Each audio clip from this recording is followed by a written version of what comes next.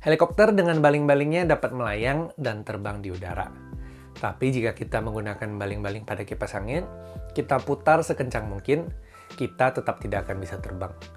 Yang menjadi pertanyaannya, apa perbedaan baling-baling pada helikopter dengan baling-baling pada kipas angin? Jika helikopter hanya mengandalkan perputaran baling-baling untuk terbang, bagaimana cara helikopter dapat berbelok? Misalnya ke kiri atau ke kanan, maju atau mundur. Halo semua, kembali lagi dengan saya Alexander Leslie di Camancer. Hari ini kita akan membahas cara kerja helikopter. Agar suatu benda dapat bergerak ke atas, gaya yang menarik benda tersebut ke atas harus lebih besar daripada gaya yang menarik benda tersebut ke bawah. Contohnya, buku ini dapat bergerak ke atas karena gaya yang menarik benda tersebut ke atas lebih besar daripada berat buku tersebut yang menarik buku tersebut ke bawah. Nah, prinsip yang sama juga digunakan pada helikopter. Baling-baling pada helikopter didesain agar dapat menghasilkan gaya angkat yang lebih besar daripada beratnya. Kuncinya ada pada bentuk baling-baling yang disebut sebagai airfoil, yaitu sisi bagian atasnya memiliki bentuk lebih melengkung dibandingkan sisi bagian bawahnya.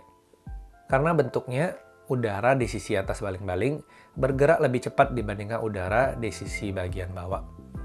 Menurut prinsip Bernoulli, meningkatnya kecepatan suatu fluida, dalam kasus ini udara, menyebabkan menurunnya tekanan. Sehingga tekanan udara di sisi atas baling-baling lebih kecil daripada tekanan udara di bawah baling-baling. Akibat perbedaan tekanan udara ini, terjadi gaya angkat yang berpotensi membawa helikopter ke atas.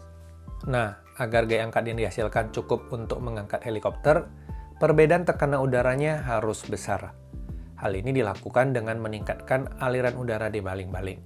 Dalam kasus helikopter, dengan cara memutar baling-baling dengan sangat cepat, yaitu hingga ratusan putaran per menit. Sekarang kita sudah mengerti bagaimana helikopter dapat terbang ke atas. Yang menjadi pertanyaan selanjutnya, bagaimana helikopter dapat bergerak maju, mundur, ke kiri, atau ke kanan? Selain mengatur kecepatan berputarnya baling-baling, kita juga dapat mengatur sudut pada baling-baling. Semakin miring sudut suatu baling-baling, semakin besar pula gaya angkat yang dihasilkan. Sebaliknya, semakin rata sudut suatu baling-baling, semakin kecil gaya angkat yang dihasilkan. Sebagai contoh, jika kita mau bergerak ke kanan, maka baling-baling di sisi kiri diatur sudutnya sehingga lebih miring, dan baling-baling di sisi kanan sudutnya lebih rata. Sehingga gaya angkat di sisi kiri lebih besar dibandingkan gaya angkat di sisi kanan. Akibatnya helikopter bergerak ke sisi kanan. Prinsip yang sama juga dapat diterapkan ketika helikopter hendak bergerak maju atau mundur. Selain baling-baling di atas helikopter, tidak jarang kita melihat baling-baling juga diletakkan pada ekor helikopter. Baling-baling pada ekor helikopter ini sangatlah penting. Menurut hukum Newton ketiga, untuk setiap gaya yang terjadi, akan ada reaksi dengan besar gaya yang sama, namun pada arah yang berlawanan. Dengan kata lain, akibat berputarnya baling-baling di atas helikopter, badan dari helikopter akan mengalami perputaran dengan arah yang berlawanan. Untuk mencegah terjadinya hal tersebut, baling-baling pada ekor helikopter menghasilkan gaya dengan arah yang berlawanan, sehingga badan helikopter tetap stabil.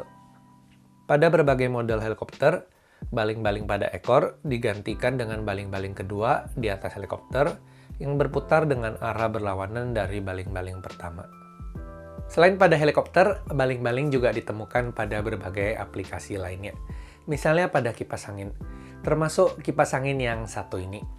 Untuk penjelasan lebih lanjut tentang bladeless fan, klik di sini. Atau klik di sini untuk penjelasan tentang microwave.